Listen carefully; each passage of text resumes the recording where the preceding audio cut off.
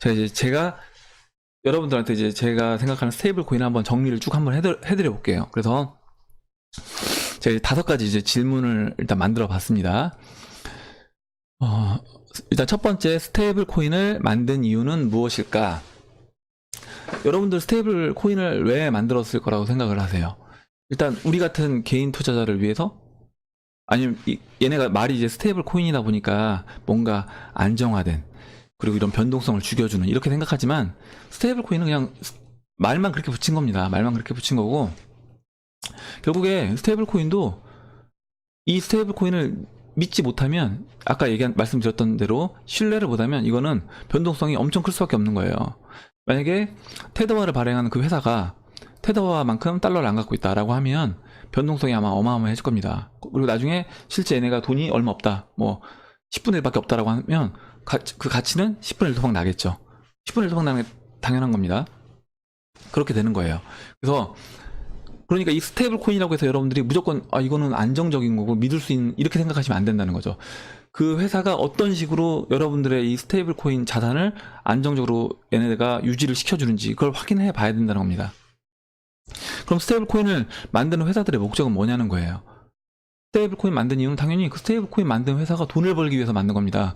우리가 야, 이렇게 니들 여러분들이나 아니면 저를 포함해서 야, 이렇게 개인 투자자들 변동성 큰 시장에서 위험하잖아. 그러니까 내가 스테이블 코인 만들어서 니들 안정적으로 할 수 있게 해줄게. 이게 아니라는 겁니다. 이게 아니라 그 스테이블 코인 만드는 회사들도 스테이블 코인 만들어서 돈을 벌기 위해서 만들었다는 거예요.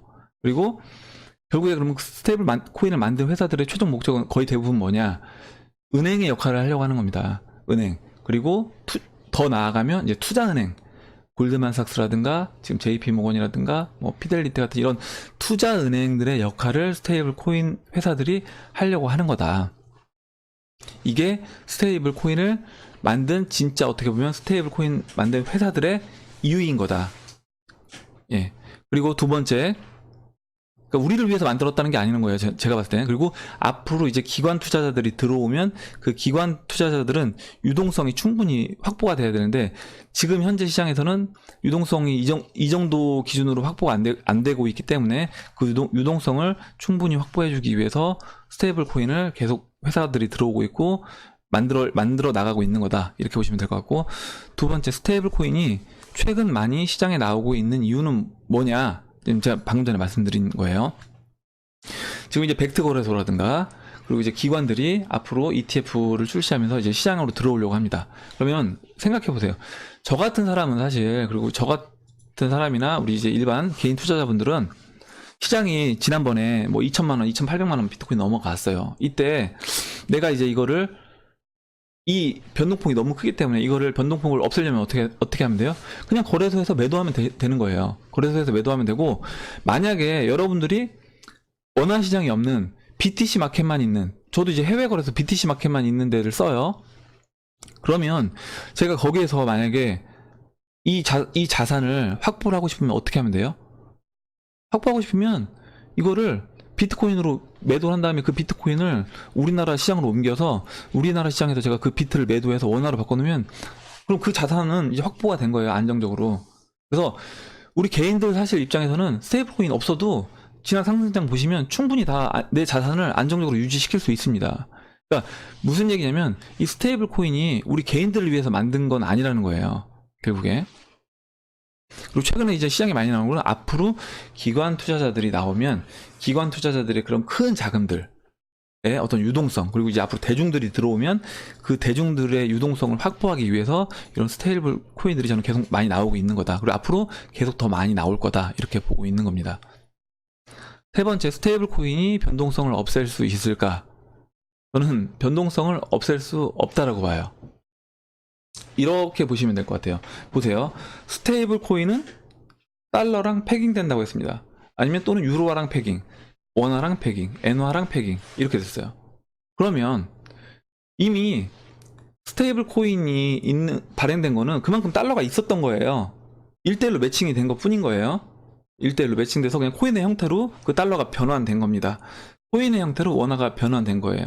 이렇게 된 건데, 얘가 지난 상승장에 변동성을 죽일 수 있냐? 저는 그건 아니라는 거죠. 나중에도 마찬가지예요. 나중에 시장이 진짜 한번 시간이 지나서 시장이 나중에 진짜 뭐 불장이 와서 변동성이 폭발할 때를 보시면 아실 겁니다. 스테이블 코인이 있다고 해서 이게 변동성을 죽이는 게 아니라는 거를.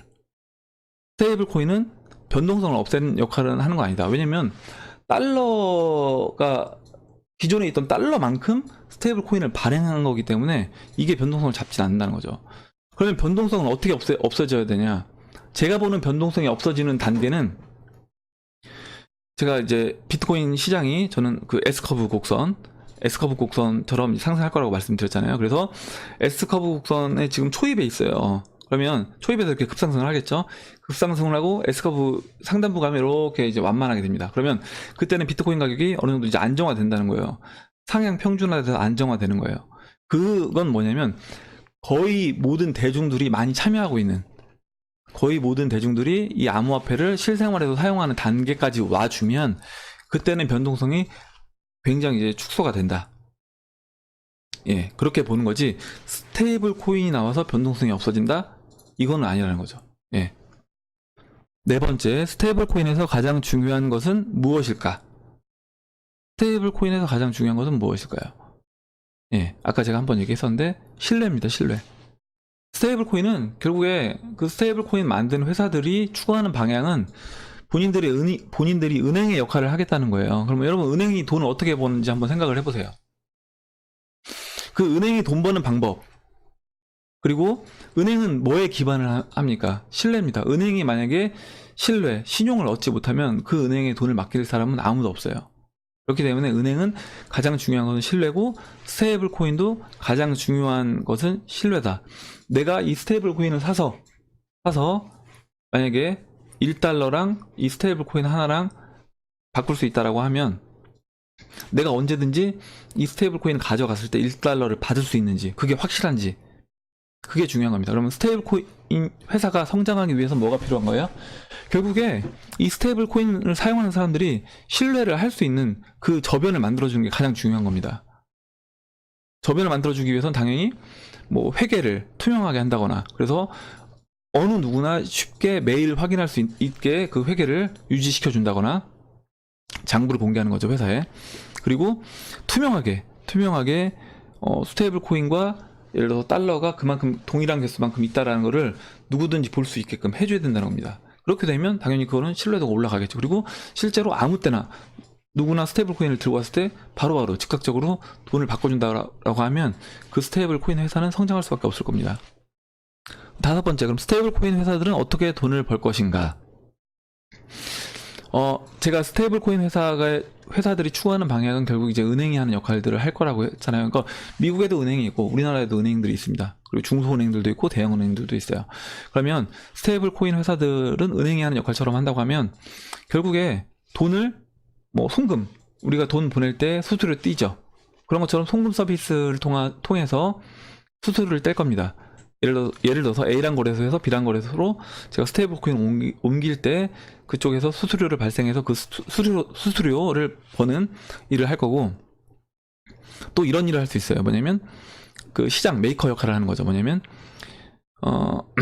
이제 만약에 1달러가 1 스테이블 코인이라고 했을 때 그 스테이블 코인과 해당 스테이블 코인과 1달러가 이제 연동이 돼야 돼요. 패깅이 돼야 되는데, 가격이 시장에서 왔다 갔다 만약 한다고 하면 이 왔다 갔다 하는 거를 시장에서, 물론 시장 참여자들이 당연히 그거를 그 변동성을 죽일 수 있겠지만, 그러지 않고 그 갭이 너무 심해진다고 하면, 그리고 우리 회사에서 그걸 어느 정도 메이커 역할로 해서 해줄 수 있다는 거예요. 그리고 그 수익도 저는 적진 않을 거라고 봅니다. 그리고 여러 가지 역할을 할 수 있어요. 뭐냐면 아까 말씀드렸던 것처럼 달러뿐만 아니라 원화를 기반으로 또 스테이블 코인을 만들고 금, 은, 비트코인, 이더리움, 나중에 더 나아가서 증권들을 기반으로 해서 스테이블 코인들을 만들고 그거에 대해서 일정 부분 수수료를 받고, 예를 들어서 뭐 삼성전자를 가지고 스테이블 코인을 발행한 다음에 그거에 일정 부분 수수료를 받는 거죠. 여러 가지 일들을 이 회사들이 앞으로 할 겁니다. 예. 그래서 제가 이제 생각하는 스테이블 코인은 이런 거고, 일단 이거는 제 생각이고 제 생각이 틀릴 수 있는 거예요. 틀릴 수 있고 다르게 또 스테이블 코인을 다르게 이제 생각하시는 분들도 충분히 있을 수 있습니다. 그리고 이제 이거는 이제 시장에서 시장이 앞으로 이제 쭉 진행돼 나가면서 스테이블 코인들이 어떤 역할을 하고 스테이블 코인 회사들이 어떤 식으로 이제 진화돼 나아가는지를 여러분들 한번 보시면 그게 이제 될 것이기 때문에 이게 뭐 지금 제가 말씀드린 게 정답은 아닙니다. 네, 이렇게 이제 스테이블 코인에 대해서 제 생각을 말씀드렸어요.